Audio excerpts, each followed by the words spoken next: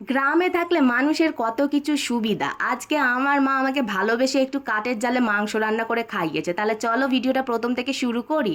আমাকে আজকে ঘুম থেকে টেনে তুলেছে এই যে আমাদের ঘরে থাকা এই সুন্দরী। আমাকে সুন্দরী টেনে তুলে বললে, এই কোন ভদ্রবাড়ির মেয়েরা 12টা অবধি ঘুমায়, যে তুই ঘুমিয়ে রয়েছিস? হ্যাঁ, শিক্ষা দীক্ষা পাসনি ছোটবেলা থেকে? তাড়াতাড়ি ঘুম থেকে উঠতে হয়। কি করব বলো, আমার না তাড়াতাড়ি একদম ঘুম থেকে উঠতে ইচ্ছা করে না, আমি পারি না ঘুম থেকে উঠতে।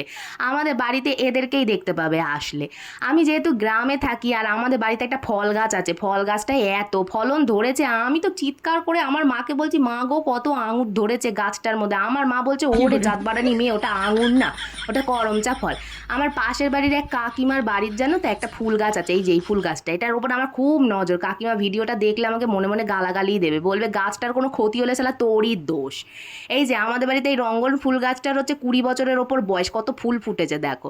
আমার মাকে আমি ভালোবেসে বলেছিলাম, ওমা তুমি আজকে কাঠের জালে মাংস রান্না করো, আমি বন্ধুদের সবাইকে দেখাবো। কিন্তু আমি যে বলে কি ভুল করে ফেলেছি, মানে কি বলবো, কারণ এই কাঠের জালে মাংস রান্না করতে গিয়ে তো আমার মার তো হালাত খারাপ হয়ে যাচ্ছিল। ওই সঙ্গে আমি যে ভিডিও করছিলাম, আমাকেও মানে মনে হচ্ছিলো যে আমার পরের জন্ম আবার কখন হবে। মনে হচ্ছিলো কেউ এক লাফতি মেরে আমাকে চুল্লির মধ্যে ঢুকিয়ে দিয়েছে। বাপ রে বাপ, কি গরম, কত কষ্ট করে ভিডিও করতে হয় আমাকে।